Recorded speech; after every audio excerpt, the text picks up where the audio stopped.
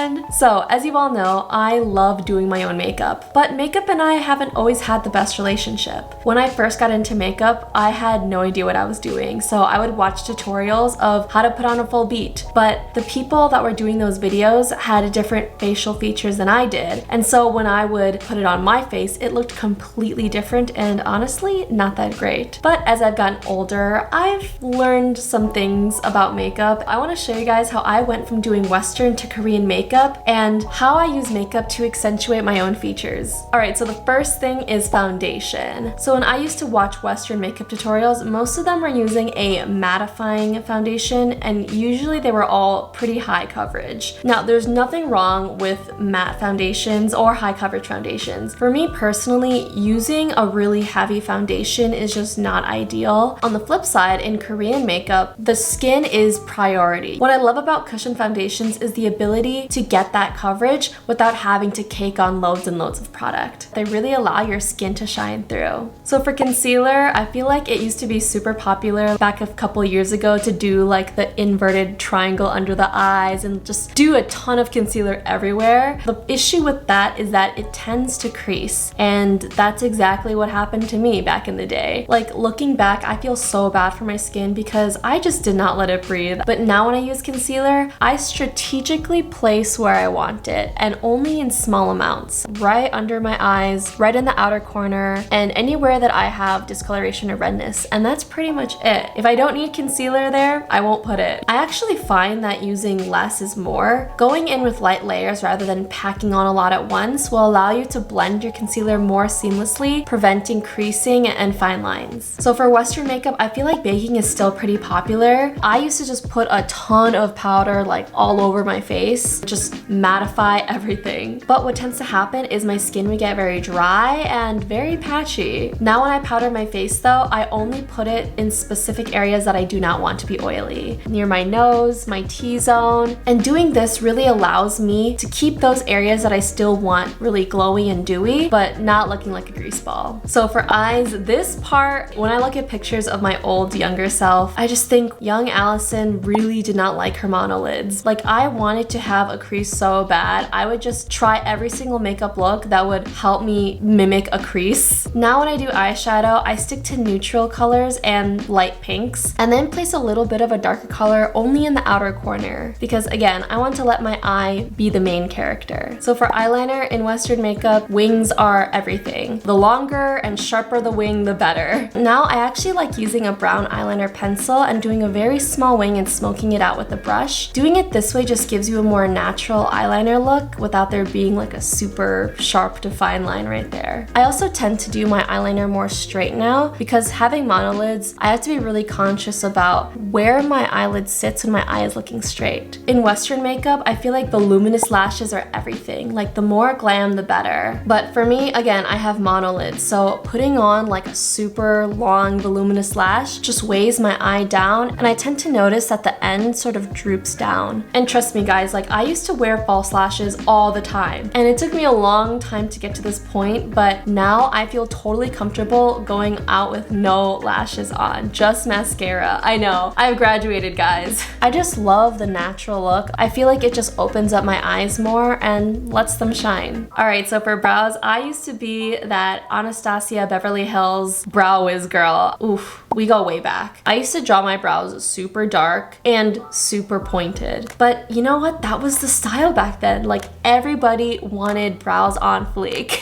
To be honest, I already don't have a lot of brow hair, so artificially drawing them on made me look kind of weird. Now when I draw my brows, I like to do a more straight brow just because I feel like it really brings out that youthfulness. So in Western makeup, I feel like the cream contour sticks are very popular. I used to draw mine in like the 3, you know, from the temple to the cheekbone down to the jawline, but I did not realize what my face shape was back then. and how that doesn't work for me. Now, I typically only contour my nose now, not my cheeks, but if I were to contour my cheekbones, I would only put them right in the hollow of my cheekbone and not anywhere else. For contour, you have to be very specific where you want it. There's a fine line between getting it in the right place and accidentally going too high or too low. All right, so moving on to blush. I don't know where I learned this, but I thought for some reason you should only put blush on the very, very outer part of your cheekbone to give you that snatched look. But to be honest, I love putting blush in this entire area because again, I just think it brings out your youthfulness and I love how it looks on my face. And last but not least, we have the lips. I feel like in a lot of Western makeup looks, the lips are sometimes the star of the show. Doing a lip liner and like a lipstick is very popular in Western makeup, but most days I'll opt for like a light lip gloss. In Korean makeup, there's something called like a gradient lip, which is layering your lip glosses to kind of give you that three-dimensional effect. And that is basically how I did my makeup back then and how I do it now. I've come a long way with makeup and honestly, I'm still learning new things. Again, there's nothing wrong with doing Western makeup if you have Asian features or putting on a full beat or going super glam, but I really do think that makeup should enhance your natural beauty and bring out your best features. But yeah, thank you guys so much for watching. Let me know if you want more videos like this or if you found this helpful. I'll see you guys next time. Bye!